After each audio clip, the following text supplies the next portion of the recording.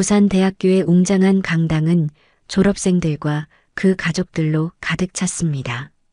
검은 학사복을 입은 졸업생들이 무대 위에 정렬해 있었고 객석에는 고급스러운 정장을 차려입은 부모들이 자랑스러운 표정으로 앉아 있었습니다. 명품 핸드백과 반짝이는 구두, 정성스럽게 세팅한 머리 스타일까지 모든 것이 화려하고 우아했습니다. 카메라 플래시가 끊임없이 터지고 축하의 박수 소리가 강당을 가득 채웠습니다. 그때 강당 뒤편으로 한 여성이 조심스럽게 들어섰습니다. 자이나부였습니다. 그녀는 부산대병원에서 새벽 청소를 막 끝낸 상태였습니다. 병원 청소복은 하루 종일 복도와 화장실을 청소하느라 얼룩져 있었고 강한 암모니아와 소독약 냄새가 그녀의 몸에서 진하게 풍겨 나왔습니다. 그녀의 거친 손에는 고무장갑을 끼고 벗은 자국이 선명했고 머리카락은 땀으로 눌려 있었습니다. 샤워할 시간도 없이 급하게 달려온 모습이었습니다. 강당에 들어서는 순간 주변 사람들의 시선이 하나둘씩 자이나부에게 집중되기 시작했습니다. 처음에는 호기심 어린 눈빛이었지만 곧 불편함과 거부감으로 바뀌었습니다. 저 사람은 누구지? 청소부가 왜 여기에? 냄새가 너무 나는데. 수군거림이 여기저기서 들려왔습니다. 몇몇 어머니들은 코를 살짝 막으며 자리를 옮겼습니다. 아이들을 데리고 온 가족들은 자녀들을 자이나부에게서 멀리 떨어뜨려 앉혔습니다. 한 중년 남성은 아내에게 작은 목소리로 말했습니다. 관리가 제대로 안 되는 것 같네. 아무나 들어오게 하고. 자이나부는 이런 시선들에 수십 년간 익숙해져 있었습니다. 동연히 학교에 다니기 시작한 이후로 학부모 모임에서, 학교 행사에서, 동네에서 수없이 경험해온 일이었습니다. 하지만 오늘만큼은 가슴이 무너지는 것 같았습니다. 이곳은 아들이 의사가 되는 가장 중요한 순간이었는데 자신의 존재가 그 순간을 더럽히는 것 같았습니다. 그럼에도 자이나부는 뒤돌아 나가지 않았습니다. 그녀는 조용히 맨 뒷줄로 걸어갔습니다. 사람들은 그녀가 지나갈 때마다 몸을 피했습니다. 마치 전염병 환자라도 되는 양말입니다. 자이나부는 구석진 자리에 앉으며 가방에서 조심스럽게 무언가를 꺼냈습니다. 신문지로 포장된 작은 선물이었습니다. 그 선물은 동연히 5살 때 그린 그림을 액자에 넣은 것이었습니다. 크레파스로 그린 그림 속에는 두 사람이 손을 잡고 있었습니다. 키가 작고 검은 머리를 한 여성과 그보다 큰 소년이었습니다. 둘 다 커다란 미소를 짓고 있었고 그림 아래에는 서툰 한글로 사랑해요, 엄마라고 적혀 있었습니다. 자이나부는 그 그림을 소중히 간직해왔습니다. 동연히 자신을 사랑했던 마지막 증거였을지도 모르기 때문입니다. 무대 위에서는 학장의 개회사가 시작되었습니다. 오늘 우리는 부산대학교 의과대학의 뛰어난 졸업생들을 축하합니다. 이들은 앞으로 우리 사회의 귀중한 의료진이 되어 많은 생명을 구하는 숭고한 사명을 다할 것입니다. 박수 소리가 강당을 가득 채웠습니다. 자이나부도 조용히 박수를 쳤습니다. 그녀의 거친 손에서 나는 박수 소리는 주변의 부드러운 박수 소리와는 달랐습니다. 몇몇 사람들이 뒤돌아보며 짜증스런 표정을 지었습니다. 자이나부는 손을 내렸습니다. 자신의 박수조차 이 고귀한 자리에는 어울리지 않는다고 느꼈습니다. 그녀는 조용히 앉아서 무대 위의 동현을 찾았습니다. 검은 학사복을 입은 졸업생들 사이에서 동현을 찾는 것은 쉽지 않았습니다. 하지만 20년 넘게 그를 지켜본 어머니의 눈에는 금방 들어왔습니다. 김동현. 그는 졸업생 대표석 맨 앞줄에 앉아 있었습니다. 수석 졸업생이었기 때문입니다. 자이나부의 가슴이 벅차올랐습니다. 25년 전 쓰레기 더미에서 울고 있던 그 작은 아기가 이제 의사가 되었습니다. 그것도 최고의 성적으로 말입니다. 하지만 동시에 가슴이 아팠습니다. 동현은 의도적으로 뒤쪽을 보지 않고 있었습니다. 그는 자이나부가 올 것이라는 것을 알고 있었고 그것을 원하지 않았습니다. 졸업장 수여식이 시작되었습니다.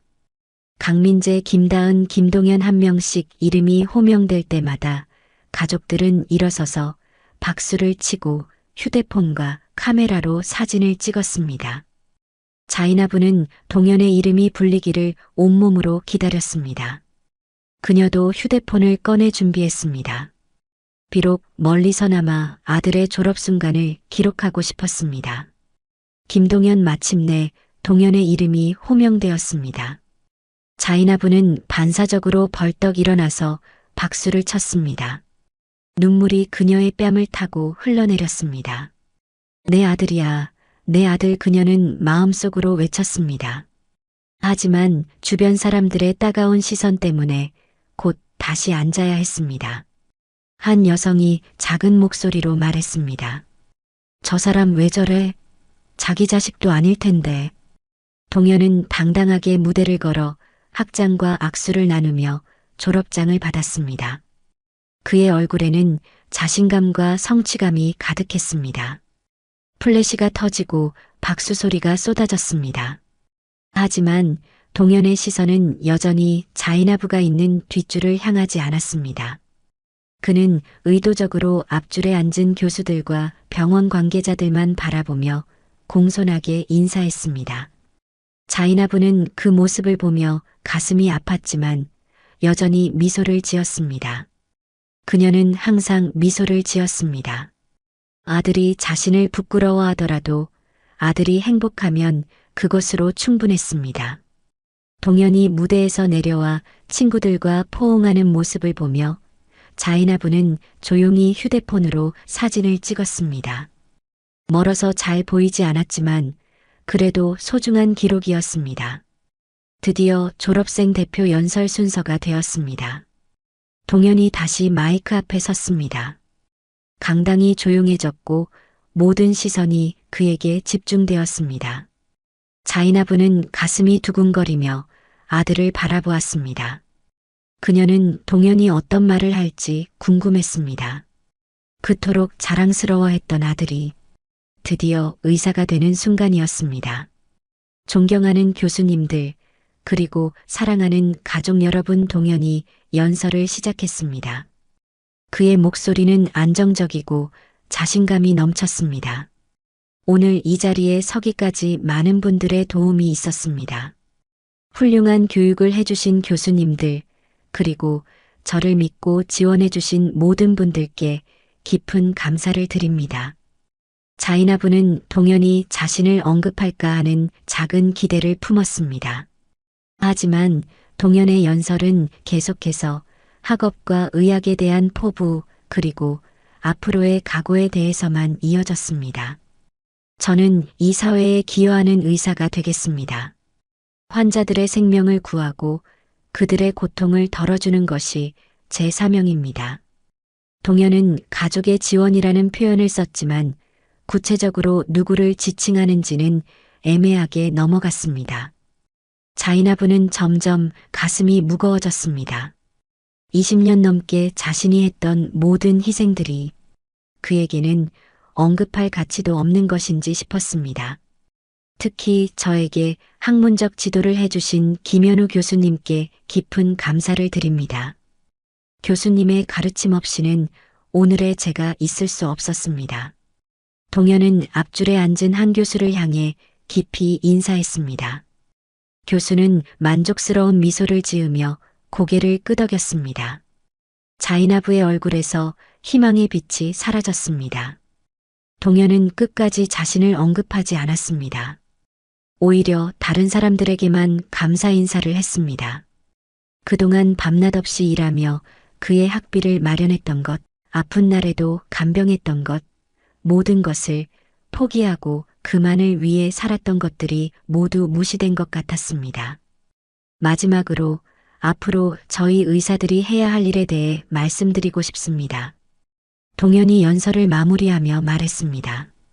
의사는 단순히 병을 치료하는 사람이 아닙니다. 환자와 그 가족들에게 희망을 주는 사람입니다. 저는 그런 의사가 되겠습니다.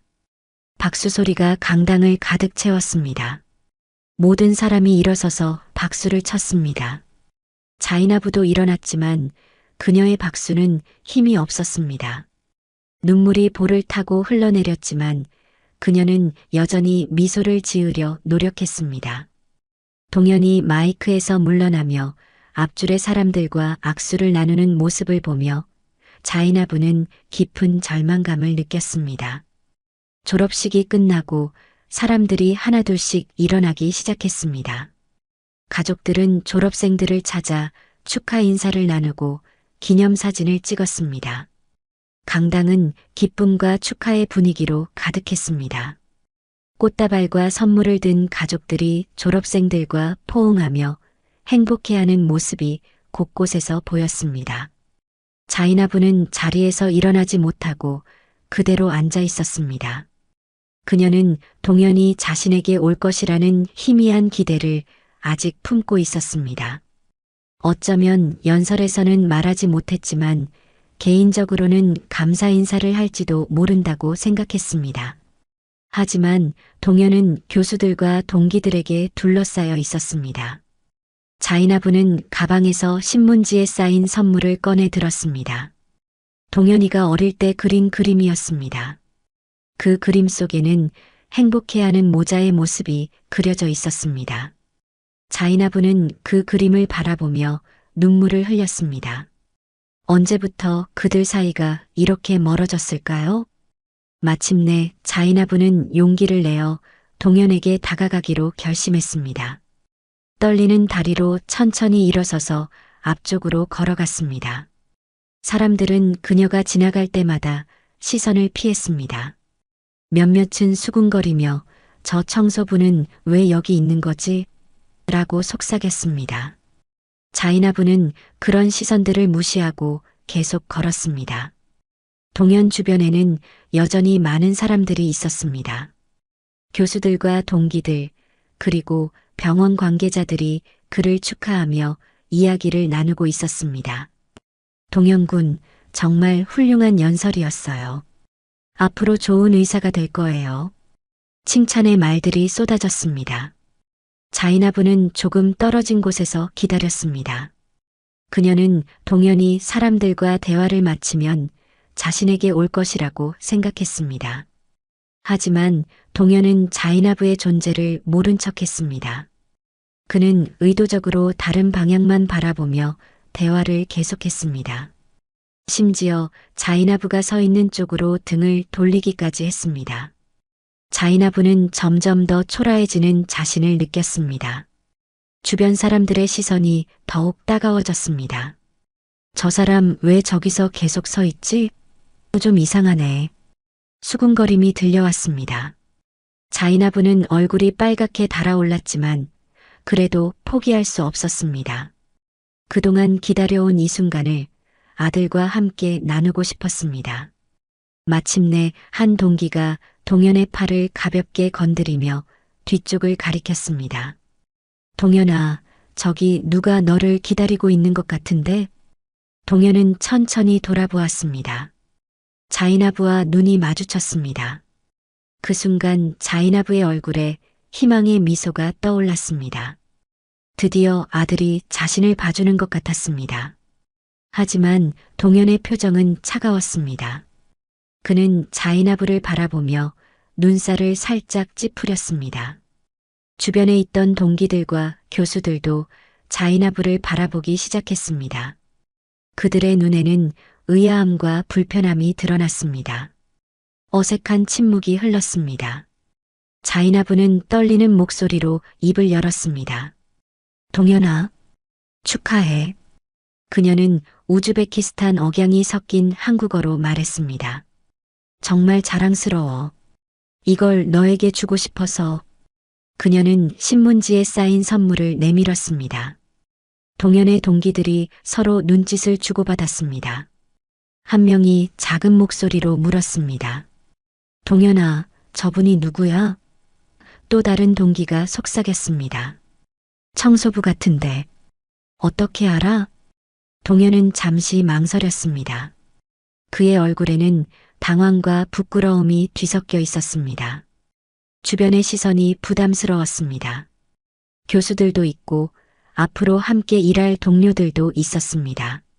그는 자신의 명성과 체면을 생각했습니다. 아, 저는 동현이 말을 더듬었습니다. 자이나부는 아들의 당황한 모습을 보며 마음이 아팠습니다. 그녀는 동현이 자신을 소개하기 어려워한다는 것을 알았습니다. 그간 겪어온 일이었으니까요. 그때 김현우 교수가 다가왔습니다. 동현군 축하합니다. 정말 훌륭한 연설이었어요. 그리고 자이나부를 보며 의아한 표정을 지었습니다. 이분은 누구신가요? 가족분이신가요? 동현은 더욱 당황했습니다. 김 교수는 그가 가장 존경하는 교수였고 앞으로 인턴을 할 병원의 과장이기도 했습니다. 그는 자이나부를 바라보다가 다시 교수를 바라보았습니다. 긴 침묵이 흘렀습니다. 자이나부는 아들이 자신을 어떻게 소개할지 불안한 마음으로 기다렸습니다. 이분은 동현이 마침내 입을 열었습니다. 이분은 저희 집에서 일을 도와주시는 분입니다. 자이나부의 가슴이 무너져 내렸습니다. 동현은 끝내 자신을 어머니라고 소개하지 않았습니다. 그냥 일을 도와주는 사람이라고 했습니다. 20년 넘게 아들을 키우고 모든 것을 희생하며 뒷바라지한 자신을 단순한 가정부 정도로 소개한 것입니다. 김 교수가 고개를 끄덕였습니다. 아, 그렇군요. 축하하러 오셨나 보네요. 그리고 자이나부에게 작은 목소리로 말했습니다. 수고 많으셨어요. 축하드리고요. 이제 가보세요. 자이나부는 더 이상 견딜 수 없었습니다. 그녀는 떨리는 손으로 신문지에 쌓인 선물을 바닥에 조심스럽게 내려놓았습니다. 축하해, 동현아. 그녀는 눈물을 참으며 말했습니다. 정말 자랑스러워. 그리고 그녀는 돌아서서 강당을 나가기 시작했습니다. 동현의 동기들 사이에서 작은 웃음소리가 들렸습니다. 저런 사람도 축하하러 오네. 좀 웃기지 않아? 자이나부는 그런 소리들을 들으며 걸어갔습니다. 그녀의 어깨가 작게 떨리고 있었지만 그녀는 뒤돌아보지 않았습니다. 동현은 자이나부의 뒷모습을 바라보았습니다. 그의 마음 한편에서는 무언가가 아팠습니다. 하지만 그는 그 감정을 무시했습니다. 주변 사람들이 다시 대화를 시작했고 축하 인사가 이어졌습니다. 동현은 억지로 미소를 지으며 대화에 참여했습니다. 자이나부는 강당을 나서며 뒤돌아보지 않았습니다. 그녀의 어깨가 작게 떨리고 있었지만 그녀는 울음을 참았습니다. 그동안 그래왔듯이 그녀는 강했습니다. 부산의 차가운 저녁 공기가 그녀의 뺨을 스쳤습니다. 졸업식을 마친 가족들이 꽃다발과 선물을 들고 기쁘게 걸어가는 모습이 보였습니다.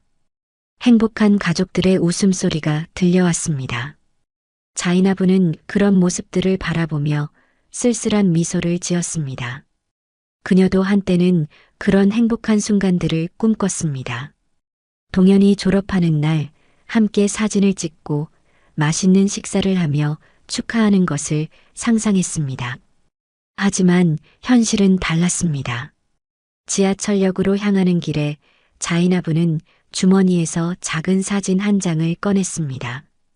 동현이 5살 때 찍은 사진이었습니다. 그 사진 속에서 동현은 자이나부를 꽉 안고 환하게 웃고 있었습니다. 엄마 최고 라고 말하던 그 시절이 그리웠습니다. 내 아들이 의사가 됐어. 자이나부는 사진을 보며 작게 속삭였습니다. 그의 목소리에는 자부심과 슬픔이 뒤섞여 있었습니다. 지하철은 퇴근 시간이어서 사람들로 붐볐습니다. 자이나부가 차량에 올라타자 사람들은 미묘하게 그녀에게서 멀어졌습니다. 그녀의 청소복과 그가 풍기는 소독약 냄새 때문이었습니다.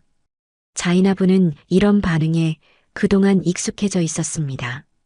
하지만 그것을 보여주지 않았습니다. 그녀는 결코 약한 모습을 보이지 않았습니다. 서면역에서 환승을 위해 내렸을 때 자이나부는 갑자기 어지러움을 느꼈습니다. 한동안 제대로 먹지 못했고 오늘은 새벽부터 일을 해서 몸이 허약해진 상태였습니다. 그녀는 벽에 기대어서 잠시 숨을 고르려 했습니다. 지나가는 사람들은 그녀를 쳐다보며 지나갔지만 아무도 괜찮냐고 묻지 않았습니다. 몇 분 후 어지러움이 가라앉자 자이나부는 다시 지하철을 탔습니다. 그녀의 작은 원룸은 역에서 도보로 15분 거리에 있었습니다. 반지하에 위치한 좁은 공간이었습니다. 겨울에는 춥고 여름에는 습했습니다. 하지만 그녀는 그곳을 집이라고 불렀습니다. 무엇보다 그곳은 동현이 대학에 갈 때까지 그들이 함께 살던 곳이었습니다. 문을 열자 익숙한 침묵이 그녀를 맞이했습니다. 동현이 기숙사로 들어간 지 벌써 3년이 지났지만 여전히 그의 빈자리가 느껴졌습니다. 자이나부는 불을 켜고 작은 탁자 위에 가방을 내려놓았습니다. 벽에는 동현의 사진들이 가득했습니다. 유치원 입학식부터 고등학교 졸업식까지, 그리고 이제 그녀는 오늘 몰래 찍은 대학 졸업 사진도 추가할 것입니다. 자이나부는 깊게 숨을 들이마시고 내뱉었습니다. 그녀는 작은 냉장고를 열어 간단한 저녁거리를 찾았습니다. 하지만 그녀는 배가 고프지 않았습니다. 오늘의 일들이 그녀의 식욕을 앗아갔습니다. 대신 그녀는 침대에 앉아 오늘 동현에게 주려던 선물을 다시 꺼냈습니다.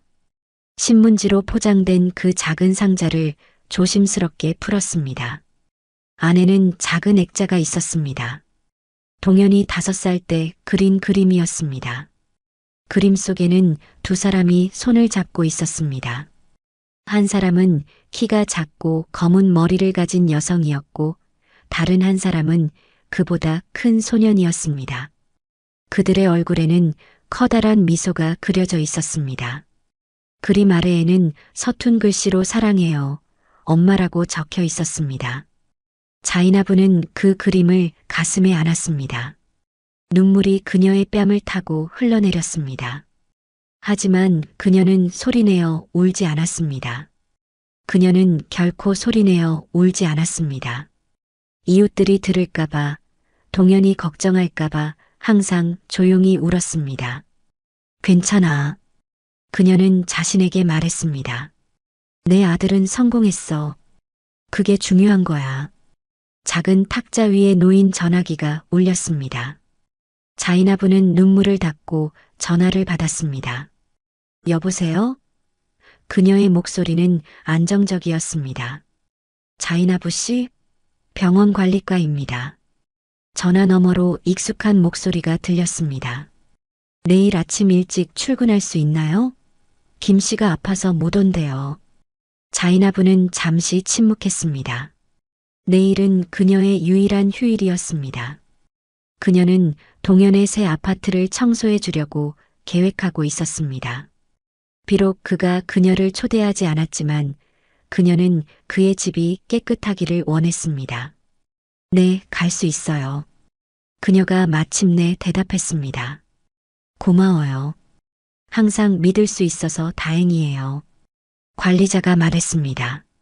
그리고 전화가 끊어졌습니다. 자이나부는 천천히 침대에 누웠습니다. 그녀의 몸은 피곤했지만 그녀의 마음은 여전히 복잡했습니다. 그녀는 동현이 지금 무엇을 하고 있는지 궁금했습니다. 아마도 그는 친구들과 졸업을 축하하고 있을 것입니다. 아마도 그는 그녀의 존재를 이미 잊었을 것입니다. 그녀의 눈이 천천히 감겼습니다. 꿈속에서 그녀는 다시 우즈베키스탄에 있었습니다. 전쟁이 시작되기 전 그녀의 가족이 아직 살아있을 때의 따뜻한 기억들이었습니다. 그녀의 어머니가 그녀의 이마에 키스하며 너는 강한 사람이야, 자이나브라고 말하는 것을 들었습니다. 그리고 그녀는 꿈속에서도 미소를 지었습니다. 왜냐하면 그녀는 정말로 강했기 때문입니다. 그녀는 한 아이를 키웠습니다. 그 아이는 이제 의사가 되었습니다. 비록 그 아이가 지금은 그녀를 부끄러워할지라도 말입니다. 밤이 깊어갔고 부산의 불빛들이 하나둘씩 꺼져갔습니다. 하지만 자이나브의 작은 방의 불빛은 여전히 켜져 있었습니다. 마치 그녀의 희망처럼 그것은 결코 완전히 꺼지지 않았습니다. 3주가 지났습니다. 자이나브는 평소와 다름없이 병원에서 청소 일을 하고 있었습니다. 졸업식에서의 일은 마치 악몽처럼 느껴졌지만 그녀는 그것을 마음 깊이 묻어두었습니다. 동현으로부터는 아무런 연락이 없었습니다. 그가 인턴으로 바쁜 생활을 시작했다는 소식만 병원 직원들을 통해 들었을 뿐입니다. 어느 날 오후 자이나브는 갑자기 어지러움을 느꼈습니다. 복도를 걸어가다가 벽에 기대어 서야 했습니다. 숨이 가빠오고 가슴이 답답했습니다. 동료 청소부 김언니가 걱정스럽게 다가왔습니다. 자이나브 씨 괜찮아요? 얼굴이 너무 창백해요. 괜찮아요. 조금 피곤할 뿐이에요. 자이나브는 억지로 미소를 지었습니다. 하지만 증상은 계속되었습니다. 며칠째 소변량이 줄어들고 다리가 붓기 시작했습니다. 몸이 전체적으로 무겁고 피곤했습니다. 무엇보다 숨쉬기가 점점 어려워졌습니다. 자이나브는 이런 증상들을 무시하려 했습니다. 그녀는 지금까지 한 번도 제대로 아픈 적이 없었습니다. 그동안 동현을 키우면서도 감기 한 번 제대로 앓지 않았습니다. 아플 여유가 없었기 때문입니다. 하지만 이번에는 달랐습니다. 일주일 후 자이나브는 일하던 중 갑자기 쓰러졌습니다. 병원 복도에서 청소를 하다가 의식을 잃은 것입니다. 동료들이 급히 그녀를 응급실로 옮겼습니다. 응급실 의사들이 바삐 움직이며 검사를 시작했습니다. 혈압이 너무 높고 호흡 곤란도 심하네요. 응급실 의사가 간호사에게 말했습니다. 즉시 혈액 검사와 소변 검사를 해보세요. 1시간 후 검사 결과가 나왔습니다. 응급실 의사는 심각한 표정으로 자이나브에게 다가왔습니다. 환자분, 의식이 돌아오셨군요. 지금 상태가 어떠세요? 괜찮아요. 자이나브가 약한 목소리로 대답했습니다. 일하러 가야 해요. 아니요, 지금 상태로는 일을 할 수 없습니다. 의사가 단호하게 말했습니다. 검사 결과가 좋지 않아요. 신장 기능이 심각하게 떨어져 있습니다. 급성 심부전 상태예요. 자이나브의 얼굴이 창백해졌습니다. 그게 무슨 뜻이에요? 신장이 제대로 일을 하지 못하고 있다는 뜻입니다. 즉시 입원하셔야 하고 투석을 시작해야 합니다. 장기적으로는 신장 이식을 고려해야 할 수도 있어요. 자이나브는 머리가 하얘졌습니다. 입원비와 치료비를 어떻게 마련할지 걱정이 앞섰습니다. 그리고 무엇보다 동현에게 이 사실을 알려야 하는지 고민이 되었습니다. 동현은 이제 의사가 되어 바쁜 인턴 생활을 시작했을 텐데 자신 때문에 방해하고 싶지 않았습니다. 보호자가 계세요? 의사가 물었습니다. 자이나브는 망설였습니다. 아들이 있어요. 하지만 지금 아주 바빠요. 그래도 연락을 해보세요. 이런 상황은 혼자서 감당하기 어려우니까요. 병원 규정상 보호자가 필요했습니다. 자이나브는 어쩔 수 없이 동현에게 전화를 걸었습니다. 전화벨이 여러 번 울린 후에야 동현이 받았습니다. 네, 누구세요? 동현의 목소리는 피곤해 보였습니다. 동현아, 나야. 엄마야. 그녀는 조심스럽게 말했습니다. 전화 너머로 잠시 침묵이 흘렀습니다. 뭔 일이세요? 지금 병원에서 바쁜데요. 자이나부는 동현의 차가운 말투에 가슴이 아팠지만 참았습니다. 미안해. 하지만 중요한 일이야. 내가 아파서 병원에 입원하게 됐어. 입원이요? 동현의 목소리에 약간의 당황이 묻어났습니다. 어디가 아프신데요? 신장이 안 좋대. 의사 선생님이 심각하다고 하셔서. 자이나부는 떨리는 목소리로 설명했습니다. 보호자가 필요하다고 해서 전화했어. 미안해, 바쁜데. 동현은 잠시 말이 없었습니다. 그는 인턴으로서 하루 종일 병원에서 일하고 있었고 무엇보다 동료들에게 자이나부와의 관계를 알리고 싶지 않았습니다. 특히 같은 병원에서 일하는 상황에서는 더욱 그랬습니다. 어느 병원이에요? 동현이 마지못해 물었습니다. 부산 대병원이야. 내가 일하는 곳이야. 자이나부가 말했습니다. 동현의 얼굴이 굳어졌습니다. 같은 병원이라는 것이 그에게는 더 큰 부담이었습니다. 동료들이나 선배 의사들이 알게 될 가능성이 있었습니다. 지금 당장은 갈 수 없어요. 오늘 밤늦게나 갈 수 있을 것 같은데. 괜찮아. 급하지 않아. 내가 시간 날 때. 자이나부는 실망감을 숨기며 말했습니다. 어느 병동이에요? 동현이 의무적으로 물었습니다. 7층 신장내과 병동이야. 704호실. 알겠어요. 나중에. 시간 되면 갈게요. 동현이 서둘러 전화를 끊었습니다. 자이나부는 전화기를 내려놓고 깊은 한숨을 내쉬었습니다. 동현의 목소리에서 짜증과 부담스러움이 느껴졌습니다. 그녀는 동현에게 연락한 것을 후회했습니다. 하지만 어쩔 수 없는 일이었습니다. 그날 밤 11시가 넘어서야 동현이 병실을 찾아왔습니다. 그는 일부러 사람들이 적은 시간을 택했습니다. 병실 문을 열고 들어서자 침대에 누워있는 자이나부가 보였습니다. 그녀는 평소보다 훨씬 야위어 보였고 얼굴이 창백했습니다. 몸 곳곳에 부종이 있었고 호흡도 가빠 보였습니다. 상태가 어떠세요? 동현은 의사로서의 공식적인 말투로 물었습니다. 마치 처음 만난 환자를 대하듯이 말입니다. 많이 좋아졌어. 걱정하지 마. 자이나부는 미소를 지으려 노력했습니다. 바쁜데 와줘서 고마워. 동현은 침대 옆 의자에 앉았습니다. 그는 자이나부의 차트를 훑어보았습니다. 의학적 지식으로 볼 때 상태가 상당히 심각하다는 것을 알 수 있었습니다. 신장 기능이 현저히 떨어져 있었고 이미 투석이 시작된 상태였습니다. 의사 선생님이 뭐라고 하셨어요? 동현이 차트를 보며 물었습니다. 투석을 계속 받아야 한대. 그리고 나중에는. 자이나부는 말을 망설였습니다. 신장 이식을 해야 할 수도 있대. 동현의 표정이 어두워졌습니다. 신장 이식은 간단한 문제가 아니었습니다.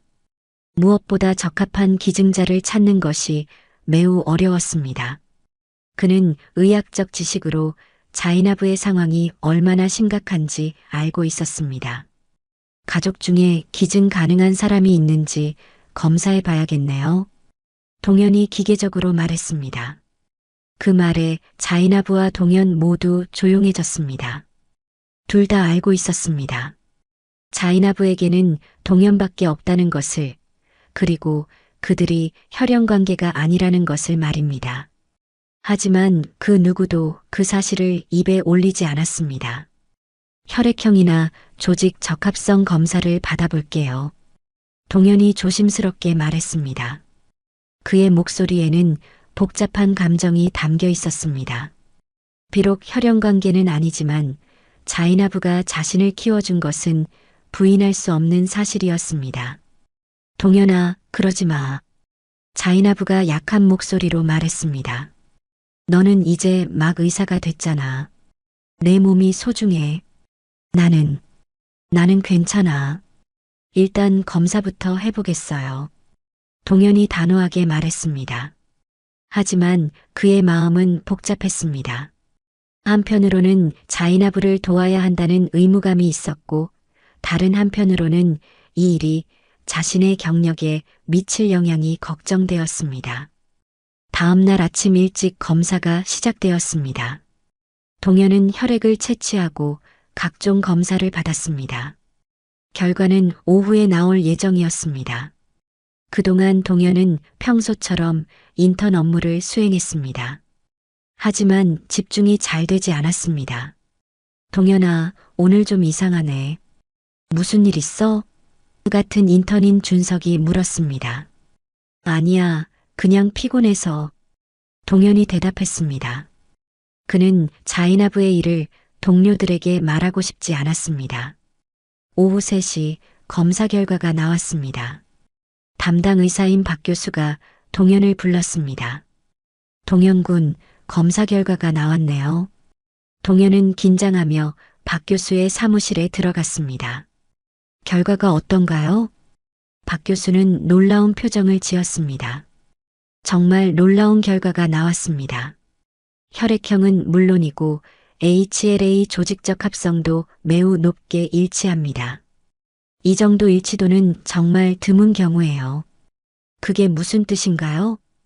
동현이 물었습니다.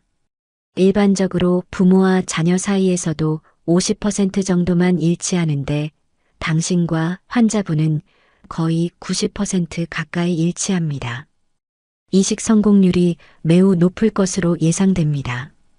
동현은 놀랐습니다. 혈연 관계가 아닌데도 이렇게 높은 일치도를 보인다는 것이 신기했습니다. 이렇게 높은 일치도는 흔치 않은 일인가요? 동현이 조심스럽게 물었습니다. 네, 특히 혈연 관계가 아닌 분들 사이에서는 매우 드문 일입니다. 박 교수가 대답했습니다. 정말 기적적인 일치도라고 할 수 있어요. 하지만 박 교수의 표정이 갑자기 심각해졌습니다. 하지만 뭔가요? 동현이 불안하게 물었습니다. 박 교수는 차트를 넘기며 말했습니다. 동현 군, 환자분의 전체적인 상태가 생각보다 심각합니다.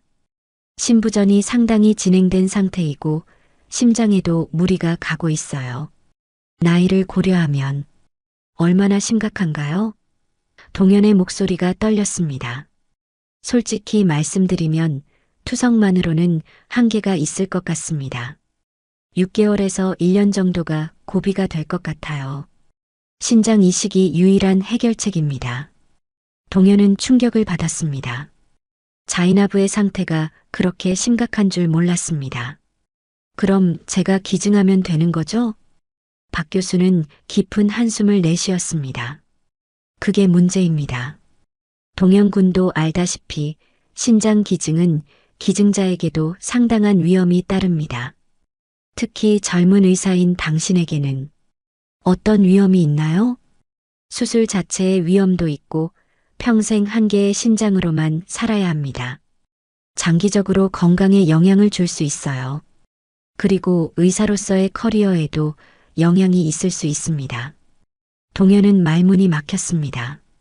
그는 자이나부를 도와야 한다는 마음과 자신의 미래에 대한 걱정 사이에서 갈등했습니다. 시간을 두고 충분히 생각해 보세요. 박 교수가 말했습니다. 이런 결정은 성급하게 내릴 수 없으니까요. 그리고 가족들과도 상의해 보시고요. 가족이라. 동현이 중얼거렸습니다. 자이나부가 그의 가족인지 아니면 단순히 자신을 키워준 사람인지 그는 확신할 수 없었습니다. 그날 밤 동현은 자신의 아파트에서 깊은 고민에 빠졌습니다. 그는 15년 전의 기억들을 떠올려 보았습니다. 자이나부가 자신을 돌봐준 수많은 밤들, 아플 때 간병해준 일들, 학비를 마련하기 위해 밤낮 없이 일했던 모습들이 떠올랐습니다. 하지만 동시에 그는 자신의 미래도 생각해야 했습니다. 이제 막 의사가 된 그에게 신장 하나를 잃는다는 것은 큰 위험이었습니다. 만약 나중에 자신에게 건강 문제가 생긴다면 만약 의사로서의 활동에 제약이 생긴다면 더욱이 동현은 아직도 자이나부와의 관계를 공개하는 것을 꺼려했습니다. 병원 동료들이 알게 된다면 자신의 출신 배경이 드러날 것입니다. 그것이 자신의 경력에 어떤 영향을 미칠지 걱정되었습니다. 며칠이 지났지만 동현은 결정을 내리지 못했습니다. 그는 자이나부의 병실을 찾아가지도 않았습니다. 대신 간호사들을 통해 상태만 확인했습니다. 자이나부의 상태는 점점 악화되고 있었습니다. 투석을 받고 있지만 효과가 제한적이었고 부종과 호흡곤란이 더 심해졌습니다. 동현은 복도에서 자이나부의 담당 간호사를 만났습니다. 704호 환자분 어떠세요? 상태가 좋지 않아요. 간호사가 걱정스럽게 말했습니다. 투석 효과도 떨어지고 있고 심장에도 무리가 가고 있어요. 가족분이 결정을 빨리 내리셔야 할 것 같은데 동현은 죄책감을 느꼈습니다. 하지만 여전히 확신이 서지 않았습니다. 그날 오후 동현은 우연히 자이나부의 병실 앞을 지나가게 되었습니다. 문이 반쯤 열려 있어서 안이 보였습니다. 자이나부는 침대에 반쯤 기대어 앉아 창밖을 바라보고 있었습니다. 그녀의 모습은 더욱 야위어 보였고 얼굴은 창백했습니다. 하지만 그녀는 여전히 미소를 지으려 노력하고 있었습니다. 침대 옆 탁자에는 낡은 사진 몇 장이 놓여 있었습니다. 동현이 어렸을 때 찍은 사진들이었습니다. 자이나부는 그 사진들을 하나씩 바라보며 무언가를 중얼거리고 있었습니다. 동현아, 엄마가 많이 아파도 괜찮아. 너만 건강하면 돼. 자이나부가 사진을 향해 작은 목소리로 말했습니다. 너는 의사가 됐잖아. 그것만으로도 충분해. 동현은 문 밖에서 그 모습을 지켜보며 가슴이 아팠습니다. 자이나부는 자신이 죽을 수도 있는 상황에서도 동현의 부담을 걱정하고 있었습니다. 그때 자이나부가 갑자기 심한 기침을 하기 시작했습니다. 숨을 쉬기 어려워하며 몸부림쳤습니다. 동현은 급히 병실로 뛰어들어갔습니다. 괜찮으세요? 동현이 자이나부를 부축했습니다. 동현아, 자이나부가 힘겹게 말했습니다. 왜 왔어? 바쁠 텐데. 호흡이 너무 가빠요. 간호사를 불러야겠어요. 동현이 급히 간호사 호출 버튼을 눌렀습니다. 간호사들이 달려와서 자이나부의 상태를 확인했습니다. 산소 포화도가 떨어져 있었고 심박수도 불규칙했습니다. 담당 의사가 호출되었습니다. 상태가 많이 악화됐네요. 박 교수가 검사 후 말했습니다. 더 이상 기다릴 시간이 없을 것 같습니다. 기증자가 확정되면 즉시 수술을 진행해야 합니다. 동현은 자이나부의 손을 바라보았습니다. 그 손은 20년 넘게 자신을 돌봐준 손이었습니다. 거칠고 굳은 살이 박인 손이었지만 가장 따뜻한 손이었습니다. 그 순간 동현은 결심했습니다. 교수님, 동현이 박 교수를 불렀습니다. 기증하겠습니다. 박 교수는 놀란 표정을 지었습니다. 정말 확실하신가요? 이런 결정은 신중하게 내려야 합니다. 네, 확실합니다. 동현의 목소리는 단호했습니다. 더 이상 기다릴 수 없어요. 자이나부는 동현의 말을 듣고 눈물을 흘렸습니다. 동현아, 안 돼. 너는 젊고 앞날이 창창한데. 나 때문에 그러면 안 돼. 괜찮아요. 동현이 자이나부의 손을 잡았습니다. 저는 어머니 덕분에 여기까지 올 수 있었어요. 박 교수는 두 사람을 번갈아 바라보더니 고개를 끄덕였습니다. 그럼 수술 준비를 시작하겠습니다. 내일 아침에 추가 검사를 하고 모레 수술을 진행하겠습니다. 그날 밤 동현은 자이나부의 병실에 머물렀습니다. 두 사람은 오랫동안 이야기를 나눴습니다. 그동안 쌓인 오해와 상처들이 조금씩 풀리기 시작했습니다. 동현아, 미안해. 자이나부가 말했습니다. 내가 너에게 부담이 됐구나. 너를 힘들게 했어. 아니에요. 동현이 고개를 저었습니다. 제가 미안해요. 어머니를 부끄러워했어요. 하지만 이제 알았어요. 어머니가 얼마나 소중한 분인지. 수술 전날 동현의 동료들이 수술 소식을 알게 되었습니다. 처음에는 놀라워했지만 동현의 결심을 보고 응원해 주었습니다. 동현아, 정말 대단하다. 준석이 말했습니다. 가족을 위해 이런 결정을 내리다니. 동현은 더 이상 자이나부와의 관계를 숨기지 않았습니다. 제 어머니예요. 혈연 관계는 아니지만 저를 키워주신 분이에요. 수술 당일 아침, 동현과 자이나부는 나란히 수술실로 들어갔습니다. 수술은 6시간 동안 이어졌습니다. 동현의 동기들과 병원 직원들이 수술 결과를 기다리며 복도에서 대기했습니다. 수술은 성공적으로 끝났습니다. 박 교수가 수술실에서 나와 기다리고 있던 사람들에게 알렸습니다. 두 분 모두 수술이 잘 끝났습니다. 이식된 신장이 즉시 정상적으로 기능하기 시작했어요. 정말 성공적인 수술이었습니다. 며칠 후 동현과 자이나부는 모두 회복실에서 깨어났습니다. 동현이 먼저 자이나부의 병실을 찾아갔습니다. 그녀는 침대에 누워 있었지만 얼굴색이 많이 좋아져 있었습니다. 기분이 어떠세요? 동현이 물었습니다. 정말 좋아. 오랜만에 이렇게 개운한 느낌이야. 자이나부가 환하게 웃었습니다. 너는 어때? 아프지 않아? 저는 괜찮아요. 동현이 대답했습니다. 오히려 마음이 편해졌어요. 자이나부는 동현의 손을 잡았습니다. 고마워, 내 아들아. 정말 고마워. 이번에는 동현도 자연스럽게 대답했습니다. 당연한 일이에요, 어머니. 그 후 몇 주 동안 둘 다 순조롭게 회복했습니다. 자이나부는 더 이상 투석을 받을 필요가 없었고 붓기도 빠지며 건강한 모습을 되찾았습니다. 동현도 일상생활에 복귀할 수 있었습니다. 하지만 무엇보다 큰 변화는 그들의 관계였습니다. 퇴원 후 동현과 자이나부의 관계는 완전히 달라졌습니다. 동현은 더 이상 자이나부를 숨기지 않았습니다. 병원 동료들에게도 자연스럽게 제 어머니라고 소개했고 자이나부가 병원에 청소 일을 하러 올 때면 따뜻하게 인사했습니다. 동현아, 오늘 수술 어땠어? 자이나부가 복도에서 동현을 만나며 물었습니다. 잘 끝났어요, 어머니. 동현이 환하게 웃으며 대답했습니다. 주변에 있던 간호사들과 동료 의사들이 그 모습을 보며 미소를 지었습니다. 어느 날 동현이 자이나부에게 제안했습니다. 어머니, 이제 청소일 그만두시는 게 어때요? 제가 생활비를 드릴 수 있어요. 하지만 자이나부는 고개를 저었습니다. 아니야, 동현아. 나는 일하는 게 좋아. 그리고 너도 이제 막 시작한 의사잖아. 내 돈을 쓸 수는 없어.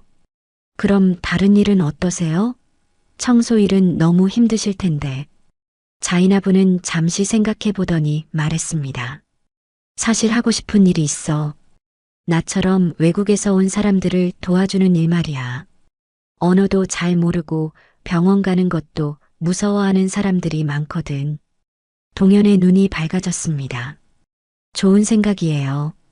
병원에서 통역이나 상담 일을 해보시는 건 어때요?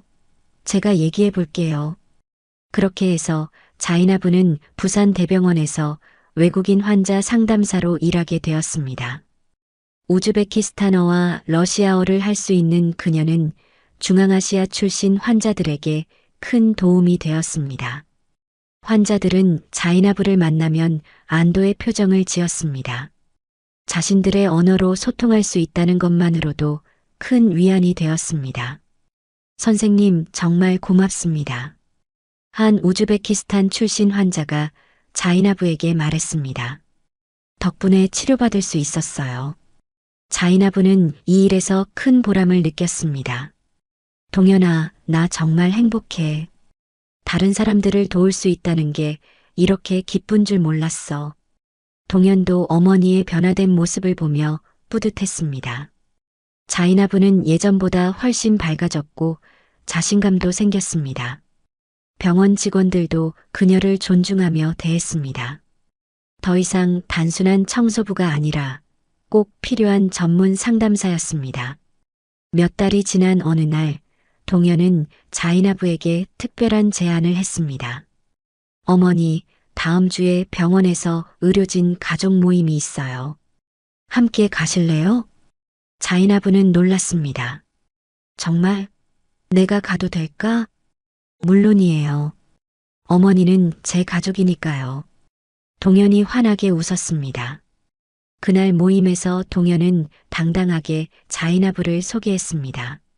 제 어머니 자이나부입니다. 저를 키워주신 분이에요. 사람들은 따뜻하게 자이나부를 맞이했고 그녀의 이야기를 듣고 감동했습니다. 정말 훌륭하신 분이네요. 한 교수가 말했습니다. 동현 군이 이렇게 훌륭한 의사가 된 것도 어머니 덕분이겠어요. 자이나부는 수줍게 미소를 지었습니다. 동현이가 원래 똑똑했어요. 저는 그냥 옆에서 지켜봤을 뿐이에요. 하지만 행복한 시간은 예상보다 오래가지 않았습니다. 신장 이식 수술 후 2년이 지났을 무렵 자이나부는 다시 건강에 이상을 느끼기 시작했습니다. 처음에는 가벼운 피로감 정도였습니다. 요즘 조금 피곤해지네 하며 웃어넘겼지만 점차 증상이 심해졌습니다. 어느 날 자이나부는 상담실에서 환자와 이야기를 나누던 중 갑자기 가슴이 아프다며 쓰러졌습니다. 동현이 급히 달려와 응급실로 옮겼습니다. 검사 결과는 심장병이었습니다. 오랜 기간 과로와 스트레스, 그리고 최근의 수술과 나이가 심장에 무리를 준 것이었습니다. 관상동맥이 상당히 좁아져 있습니다. 심장내과 전문의가 설명했습니다. 즉시 시술이 필요하지만 환자분의 나이와 신장 이식 이력을 고려하면 위험성이 높습니다. 동현은 충격을 받았습니다. 자이나부를 구했다고 생각했는데 이번에는 심장에 문제가 생긴 것이었습니다. 최선의 치료를 해주세요. 비용은 걱정하지 마세요. 심장 시술은 성공적으로 끝났지만 자이나부의 전체적인 건강 상태는 예전 같지 않았습니다. 그녀는 쉽게 피곤해했고 오래 서 있기도 힘들어했습니다. 결국 병원 일도 줄여야 했습니다. 동현은 자이나부를 자신의 아파트로 모셨습니다. 이제 편히 쉬세요, 어머니. 제가 돌봐드릴게요. 자이나부는 동현의 정성스러운 간병을 받으며 조용한 시간을 보냈습니다. 두 사람은 그동안 나누지 못했던 많은 이야기를 했습니다. 자이나부는 우즈베키스탄에서의 어린 시절을 이야기해 주었고 동현은 의대에서의 힘들었던 시간들을 털어놓았습니다. 동현아, 나는 정말 행복했어. 자이나부가 어느 날 저녁 말했습니다. 너를 만나서, 너를 키우면서 내 인생에서 가장 의미 있는 시간이었어. 저도요, 어머니. 어머니가 계셔서 제가 지금의 모습이 될 수 있었어요. 하지만 자이나부의 건강은 계속 악화되었습니다. 심장이 점점 약해져서 일상생활도 힘들어졌습니다. 동현은 최고의 의료진을 모아 치료했지만 한계가 있었습니다. 어느 봄날 오후 자이나부는 동현과 함께 병원 옥상 정원에 앉아 있었습니다. 부산의 바다가 멀리 보이는 아름다운 풍경이었습니다. 동현아, 이 정원 정말 예쁘다. 자이나부가 따뜻한 봄바람을 맞으며 말했습니다. 바다도 보이고 우즈베키스탄에는 바다가 없어서 처음 한국에 왔을 때 바다를 보고 너무 신기했어. 자이나부가 추억에 잠긴 목소리로 말했습니다. 동현은 휠체어에 앉은 자이나부 옆에 벤치에 앉아 있었습니다. 그녀의 손은 예전보다 훨씬 말랐지만 여전히 따뜻했습니다. 어머니, 우즈베키스탄 고향이 그리우세요? 가끔 그립기도 해. 하지만 내 진짜 고향은 여기야. 내가 있는 곳이 내 고향이야. 자이나부가 동현의 손을 잡으며 말했습니다. 동현의 눈에 눈물이 고였습니다. 최근 들어 자이나부의 상태가 더욱 나빠지고 있다는 것을 의사인 그가 누구보다 잘 알고 있었습니다. 어머니, 더 좋은 치료 방법을 찾아보겠어요. 해외 병원도 알아보고. 동현아, 괜찮아. 자이나부가 부드럽게 말을 끊었습니다. 나는 충분히 행복했어. 너를 의사로 키워냈고 너와 진짜 가족이 될 수 있었잖아. 그날 밤 자이나부는 동현에게 특별한 부탁을 했습니다. 동현아, 내가 없어도 외국인 환자들을 돕는 일 계속해 줄 수 있을까? 나처럼 혼자서 어려워하는 사람들이 많거든. 물론이에요, 어머니. 어머니의 뜻을 이어갈게요. 그리고 하나 더. 내가 처음 너를 발견했던 그 자리에 작은 꽃밭을 만들어줘. 그곳에서 시작된 우리 이야기니까. 동현은 고개를 끄덕였습니다. 네, 어머니. 꼭 그렇게 할게요. 몇 주 후, 어느 조용한 새벽에 자이나부는 평화롭게 세상을 떠났습니다. 동현이 그녀의 손을 잡고 있는 동안이었습니다. 그녀의 얼굴에는 미소가 머물러 있었습니다. 마지막까지 동현 곁에서 행복해하는 모습이었습니다. 장례식에는 많은 사람들이 찾아왔습니다. 병원 동료들, 자이나부가 도왔던 외국인 환자들과 그 가족들, 그리고 우즈베키스탄 공동체 사람들까지 모두가 자이나부의 따뜻한 마음을 기억하며 그녀를 배웅했습니다. 정말 훌륭한 분이셨어요. 한 환자 가족이 동현에게 말했습니다. 우리가 한국에서 치료받을 수 있었던 것도 자이나부 선생님 덕분이었어요. 동현은 약속대로 병원 뒤편 자이나부가 자신을 처음 발견했던 그 자리에 작은 정원을 만들었습니다. 그곳에는 사랑의 정원이라는 팻말이 세워졌고 자이나부가 좋아했던 해바라기들이 심어졌습니다. 팻말 아래에는 작은 글귀가 새겨져 있었습니다. 모든 생명을 사랑으로 품었던 자이나부를 기리며 사랑하는 아들 동현. 동현은 자이나부와의 약속을 지키기 위해 자이나부 기념 외국인 지원센터를 병원 내에 설립했습니다. 이곳에서는 언어가 서툰 외국인 환자들을 위한 통역 서비스와 상담, 그리고 의료비 지원까지 이루어졌습니다. 센터 입구에는 자이나부의 사진이 걸려 있었고 그 아래에는 모든 사람을 가족처럼 사랑했던 자이나부를 기리며라고 쓰여 있었습니다. 매일 아침 동현은 출근하면서 그 사진 앞에 멈춰 섰습니다. 어머니, 오늘도 좋은 하루 보내세요. 어머니가 하시던 일 열심히 이어가고 있어요. 센터는 곧 부산 지역 외국인들 사이에서 유명해졌습니다. 우즈베키스탄뿐만 아니라 베트남, 필리핀, 방글라데시, 몽골 등 다양한 국가 출신의 사람들이 찾아왔습니다. 동현은 여러 언어를 할 수 있는 자원봉사자들을 모집했고 자이나부가 그랬던 것처럼 모든 사람을 따뜻하게 맞이했습니다. 어느 날 한 우즈베키스탄 여성이 갓난아기를 안고 센터를 찾아왔습니다. 그녀는 자이나부의 고향 사람이었고 자이나부의 이야기를 들어 알고 있었습니다. 자이나부 언니처럼 되고 싶어요. 저도 이곳에서 봉사하면서 다른 사람들을 도울 수 있을까요? 동현은 환하게 웃으며 그녀를 환영했습니다. 물론이에요. 어머니가 가장 기뻐하실 일이에요. 몇 년이 지나자 센터는 더욱 확장되었습니다. 의료 지원뿐만 아니라 한국어 교육, 취업 상담, 법률 지원, 심지어 아이들을 위한 방과 후 프로그램까지 운영하는 종합지원센터가 되었습니다. 동현은 이제 부산 대병원의 과장이 되었지만 여전히 센터 일에 많은 시간을 할애했습니다. 센터를 찾는 사람들은 동현을 볼 때마다 말했습니다. 자이나부 언니가 정말 훌륭한 아들을 키우셨네요. 그럴 때마다 동현은 자랑스러운 미소를 지었습니다. 어느 날 동현은 센터에서 특별한 사람을 만났습니다. 20살 정도로 보이는 젊은 남성이었는데 그는 자신이 15년 전 이 병원에서 태어났다고 말했습니다. 제가 태어났을 때 병원에서 일하시던 분이 저를 입양기관에 연결해 주셨대요.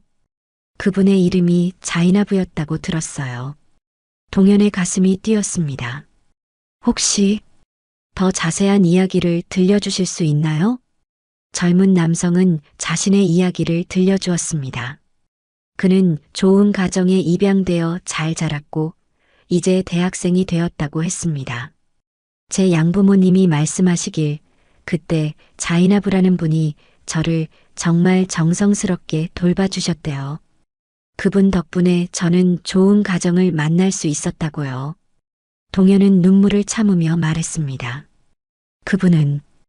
그분은 제 어머니셨어요. 정말 많은 사람들을 도우셨죠. 매년 자이나부의 기일이 되면 동현은 그녀가 만들어달라고 했던 정원을 찾았습니다. 해바라기들이 노랗게 피어있는 그 자리에서 동현은 자이나부에게 그의 이야기를 들려주었습니다. 어머니, 올해도 많은 사람들을 도왔어요. 어머니가 하시던 것처럼요. 동현이 해바라기들을 바라보며 말했습니다. 센터에는 매일 새로운 사람들이 찾아와요. 어머니처럼 혼자서 힘들어하는 사람들이 많아요. 하지만 이제는 그들이 혼자가 아니라는 걸 알려줄 수 있어요. 바람에 흔들리는 해바라기들은 마치 자이나부가 고개를 끄덕이는 것 같았습니다. 동현은 주머니에서 작은 편지 한 장을 꺼냈습니다. 센터를 이용했던 한 가족이 보낸 감사 편지였습니다. 자이나부 선생님과 동현 선생님께 저희 가족이 한국에서 새로운 삶을 시작할 수 있었던 것은 여러분 덕분입니다. 처음 한국에 왔을 때는 모든 것이 두렵고 어려웠지만 센터에서 만난 따뜻한 사람들 덕분에 희망을 찾을 수 있었습니다. 자이나부 선생님이 심어주신 사랑의 씨앗이 많은 사람들의 마음에서 꽃 피우고 있습니다. 동현은 편지를 읽으며 눈물을 흘렸습니다. 어머니, 들으셨죠? 어머니의 사랑이 계속 이어지고 있어요. 그때 동현의 휴대폰이 울렸습니다. 센터에서 걸려온 전화였습니다. 선생님, 갑자기 응급 상황이 생겼어요. 아기를 데리고 온 우즈베키스탄 여성이 있는데 아기가 아파서 응급실에 가야 하는데 언어가 안 통해서 지금 가겠습니다. 동현이 즉시 대답했습니다. 그는 해바라기들을 한 번 더 바라보고 일어섰습니다. 어머니, 일하러 가야겠어요. 어머니가 그러셨던 것처럼 도움이 필요한 사람이 있어요. 동현이 센터에 도착했을 때 젊은 우즈베키스탄 여성이 울고 있는 아기를 안고 불안해하고 있었습니다. 동현은 자이나부가 그랬던 것처럼 따뜻한 미소로 그녀를 맞이했습니다. 괜찮아요. 우리가 도와드릴게요. 동현이 우즈베키스탄어로 말했습니다. 자이나부가 가르쳐준 몇 마디였습니다. 여성의 얼굴에 안도의 표정이 떠올랐습니다. 정말 고맙습니다. 혼자서 어떻게 해야 할지 몰랐어요. 동현은 그 순간 깨달았습니다. 자이나부의 사랑은 단순히 자신에게만 머무르는 것이 아니라는 것을. 그 사랑은 이제 더 많은 사람들에게 전해지고 있었습니다. 혈연 관계가 아니었음에도 불구하고 자신을 사랑으로 키워준 자이나부처럼 이제 그도 혈연이 아닌 사람들을 가족처럼 사랑할 수 있게 되었습니다. 어머니, 이제야 알겠어요. 동현이 마음속으로 말했습니다. 진정한 가족이 뭔지, 진정한 사랑이 뭔지 어머니가 가르쳐 주신 거예요. 그날 밤 늦게 집으로 돌아온 동현은 자이나부의 사진 앞에 앉았습니다. 오래전 쓰레기 더미에서 자신을 구해준 그 순간부터 시작된 이야기가 이제는 수많은 사람들의 이야기가 되었습니다. 이렇게 동현과 자이나부의 이야기는 끝나지 않고 계속되었습니다.